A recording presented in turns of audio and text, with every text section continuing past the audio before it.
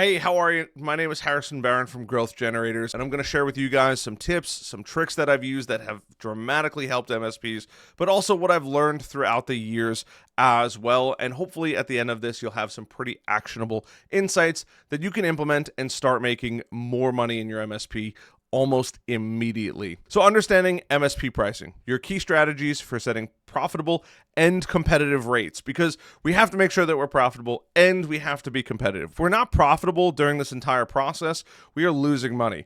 It is staggering to me how many MSPs are not profitable. We want to make sure that we build the business of our dreams and we make the money that we deserve to make. We provide a tremendous value for our clients, and it's something that we have to keep in mind. On top of that, good pricing helps actually retain customers. If you were to go out and you were to buy a Ferrari, the price tag says $10,000, and you're like, oh, I was going to put $10,000 down on another car. It would raise red flags. Why is it so cheap? Even if you did buy it and the car dealership promised you it's a perfect working Ferrari, you would feel weird because it's not what you're used to. It's actually too cheap. And it could be a brand new Ferrari, a $200,000, $300,000, $400,000 car for $10,000. It actually makes people feel uncomfortable in many cases. And then we have to make sure that we are competitive with our pricing. We have a good market position. We may want to be the most expensive. We might not want to be the most expensive, but I can tell you what, we definitely don't want to be the cheapest. Some factors that are going to influence your MSP pricing specifically. You have the market competition. Depending on where you are, that is going to change dramatically. There's pricing based on regional competitors. You might have a customer that's willing to tell you how much they're paying. You don't need to know every single thing that they're selling and every dollar that they're charging, but it is important to understand and know that, hey, we have to make sure that we are priced fairly in the market and understand who the competitors are out there and what they're actually charging. Customer needs. This has changed dramatically over the years, especially if you are an older MSP. We are moving away from physical servers to the cloud. Security has changed. The technology has changed dramatically, and it's going to continue to grow and evolve over time.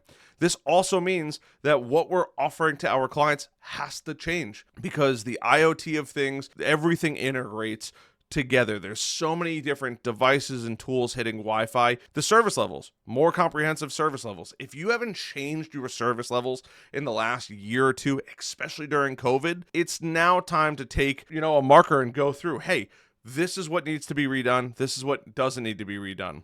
Because maybe you positioned and changed your MSP specifically for the pandemic. Your pricing may have changed. You may have dropped your pricing to help keep customers. These are all things that you need to readdress. On top of that, not only is it our industry, but our customers' industries. And we, as the MSPs, have to make sure that this is something that we don't just skimp over. We have to make sure that our service levels meet or exceed the requirements of what our customers actually have. And I cannot tell you how many people don't incorporate their operating costs. This includes the software. Obviously, you have Pulseway, your RMM, PSA tools, your CRM, your customer relationship manager. All of these come into operating costs. These are hidden costs that can crush your margins. Yes, in some cases, these are fixed costs. That's a normal thing. We have to make sure that this is something that we take into consideration, how to keep operational expenses low or justify them. So some popular MSP pricing models that I've seen across the board, and there's no right or wrong. It's what works best for you and your MSP and what you feel comfortable selling to people. So we have flat rate pricing, which is a fixed price for a predefined service. Obviously, hey, new computer setup, anything like that. This is more of the break fix model, but especially if you're a new MSP starting out, you may have to do a little bit of break fix to get your foot in the door. Now, it is suitable for predictable environments. You can't have an ever-changing environment. If you know that you kind of set up a customer once, they're not ready for managed services, you might want to do some flat rate pricing. Or, hey, we include XYZ things in this flat rate of pricing. Next, we have tiered pricing, which is my favorite.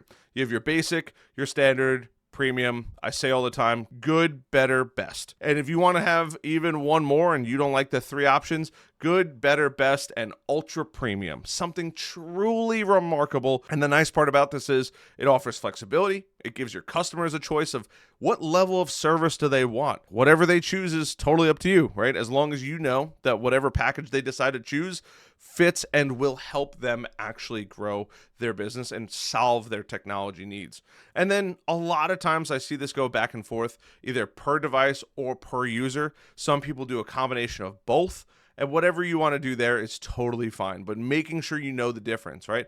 Charges based on the number of devices, charges based on the number of users, and in many cases in today's day and age, it's not uncommon for them to have 2 computers, potentially 2 computers and a tablet, depending on what industry you're servicing.